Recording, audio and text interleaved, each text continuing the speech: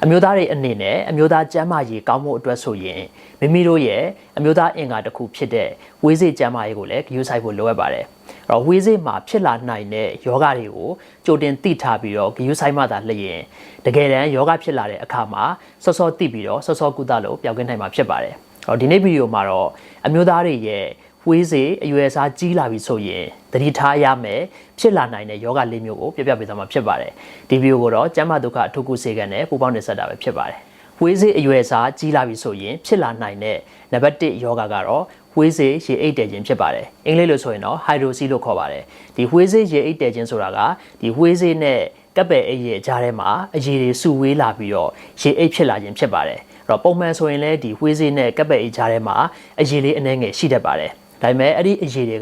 ကပမာဏများလာပြီးတော့စုဝေးသွားတဲ့အခါမှာရေအိတ်တဲ့ယောဂကိုဖြစ်စေတာဖြစ်ပါတယ်အဲ့တော့ဒီအရည်တွေပမာဏများစေတဲ့အကြောင်းရင်းကတော့ကလေးတွေမှာဆိုရင်အသက်ငယ်သေးတဲ့အတွက်ကြောင့်မို့လို့အရည်စီးစင်းတဲ့လမ်းကြောင်းမပိတ်သေးတာနောက်လူကြီးတွေမှာဆိုရင်တော့ဒီဝေးစေ့ရဲ့ပတ်လည်တစ်ရှူးတွေမှာအရည်လှည့်ပတ်မှုမညီမျှတာပိုးဝင်တာထိခိုက်ဒဏ်ရာရတာစတဲ့အကြောင်းအရာတွေကြောင့်ဖြစ်တတ်ပါတယ်သူ့ရဲ့လက္ခဏာတွေကတော့ဝေးစေ့အရွယ်အစားကြီးလာတာနောက်ရေအိတ်ဖြစ်တဲ့ဝေးစေ့ကအောက်ကိုတဖြည်းဖြည်းနဲ့တွဲကျလာတာနောက်ခက်ပြတ်ပြတ်အလုံးလေးဆမ်းမိတာနောက်အရွယ်အစားအရင်ကြီးလာပြီဆိုရင်တော့လေးလံတာတို့မအိမတာဖြစ်တာတို့ဒီလိုလက္ခဏာတွေကိုခံစားရပါတယ်အဲ့တော့နာကျင်မှုကတော့များသောအားဖြင့်ခံစားရလိမ့်မရှိပါဘူး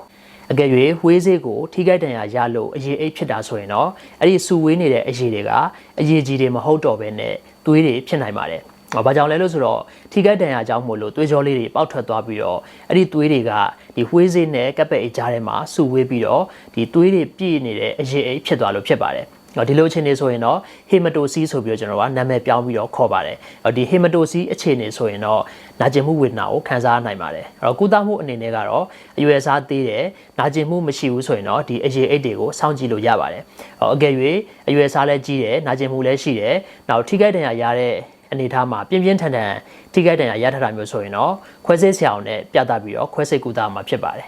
ဝေးစေ့အရွယ်အစားကြီးလာပြီဆိုရင်ဖြစ်လာနိုင်တဲ့နံပါတ်2ယောဂါကတော့ဝေးစေ့ရောင်ရမ်းခြင်းအင်္ဂလိပ်လိုဆိုရင်တော့ orchitis လို့ခေါ်ပါတယ်ဒီဝေးစေ့ရောင်ရမ်းခြင်းကဘက်တီးရီးယားပိုးတွေ virus ပိုးတွေကြောင့်ဖြစ်တတ်တယ်လို့တခါတလေမှာဘာကြောင့်ဖြစ်မှန်းမသိဘဲနဲ့အကြောင်းရင်းရှာမရတာမျိုးလည်းဖြစ်တတ်ပါတယ်သူ့ရဲ့လက္ခဏာတွေကတော့ဝေးစေ့တစ်လုံးသို့မဟုတ်နှလုံးစလုံးကရုတ်တရက်ရောင်လာတာနာကျင်တာဖြားတာနုံးတာပြို့တာအန်တာစားတဲ့လက္ခဏာတွေကိုခံစားရပါတယ်ကုသမှုအနေနဲ့ကတော့အနားယူတာအလေးပင်မတာကိုရှောင်ကျင်တာနောက်ဝေးစေ့ရောင်နေတဲ့နေရာကိုရေခဲကပ်ပေးတာနောက်ဝေးစေ့ကိုပေါင်ကြားထဲမှာညက်မနေအောင်လို့ဒီအဝတ်စလိုမျိုးတစ်ခုခုနဲ့ခုပြီးတော့ကျွန်တော်အပေါ်ကိုမြင့်ထားတာနောက်အယောင်ကျအောင်အကြိုက်ခဲတက်တာအောင်လို့အကြိုက်ခဲပျောက်စေးတို့အယောင်ကျစေးတို့တောက်တာပေါ့နော်ဒီလိုနည်းလမ်းနေနဲ့ကုသရပါတယ်အကယ်၍ဒီဘက်တီးရီးယားပိုးကြောင့်ဖြစ်တဲ့လက္ခဏာတွေရှိရဆိုရင်တော့အန်တီဘိုယိုတစ်လို့ခေါ်တဲ့ပိုးသက်ဆေးတွေကိုတောက်တော့ရမှာဖြစ်ပါတယ်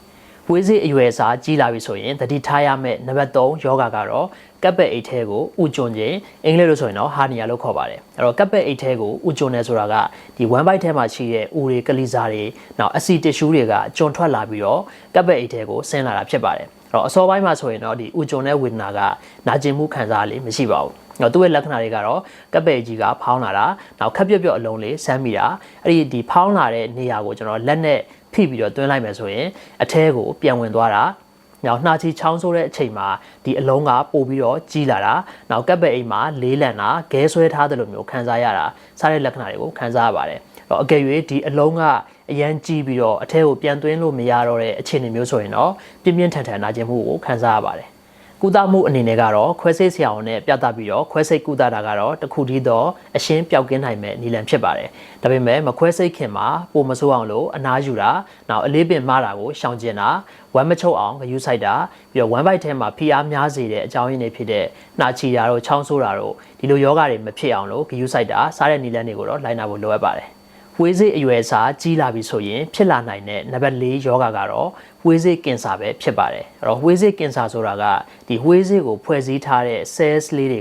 ကသူတို့မှာ DNA ပြောင်းလဲမှုတွေဖြစ်သွားပြီးတော့အဲ့ဒီ cells တွေကပုံမှန်မဟုတ်တော့ဘဲနဲ့အလွန်ကျော်ပွားများရာကနေပြီးတော့ကင်ဆာအလုံးအကျိဖြစ်လာခြင်းဖြစ်ပါတယ်အဲ့တော့ဘယ်အသက်အရွယ်မှာမဆိုဖြစ်ပွားနိုင်တယ်ဆိုပေမဲ့ဒီအသက်15နှစ်နဲ့45နှစ်ကြားမှာကတော့ဒီဖြစ်နိုင်ခြေအများဆုံးအသက်အရွယ်တွေဖြစ်ပါတယ်သူ့ရဲ့လက္ခဏာတွေကတော့ဝေးစေ့မှာခက်မမအလုံးဆမ်းမိတာ နောက်ဝှေးစေးကခဲဆွဲထားတယ်လို့မျိုးလေးလံနေတာနောက်ဝှေးစေးကပ်ပယ်အိတ်နဲ့ပေါင်ကျန်မှာနာကျင်တာနောက်ရင်သားနာတာခါးနာတာစတဲ့လက္ခဏာတွေကိုခံစားရပါတယ်အဲ့တော့ကုသမှုကတော့ဒီကင်ဆာဆဲအမျိုးအစားနဲ့ကင်ဆာအဆင့်ပေါ်မှာမူတည်ပြီးတော့ခွဲစိတ်ဆရာဝန်နဲ့ပြသပြီးတော့ခွဲစိတ်ကုသတာနောက်ကင်ဆာအထူးကုဆရာဝန်နဲ့ပြသပြီးတော့ကင်ဆာဆေးသွင်းပြီးတော့ကုသတာတို့နောက်ဓာတ်ကင်ပြီးတော့ကုသတာနောက်ကိုယ်ခံအားစနစ်ကူထုံးကိုအသုံးပြုပြီးတော့ကုသတာစားတဲ့နည်းလမ်းတွေနဲ့ကုသရပါတယ်တော့အခုပြောခဲ့တဲ့ယောဂတွေကတော့အမျိုးသားတွေရဲ့ဝေးစိတ်အရွယ်အစားကြီးလာပြီဆိုရင်တတိထားရမယ်ယောဂလေးမျိုးဖြစ်ပါတယ်ဒီအမျိုးသားရဲ့အနေနဲ့ဒီယောဂတွေကိုစောစီစီသိပြီးတော့စောစီစီတတိထားမိမယ်ဆိုရင်ဒါကုသလို့ပျောက်ကင်းနိုင်မဲ့ယောဂတွေဖြစ်တဲ့အတွက်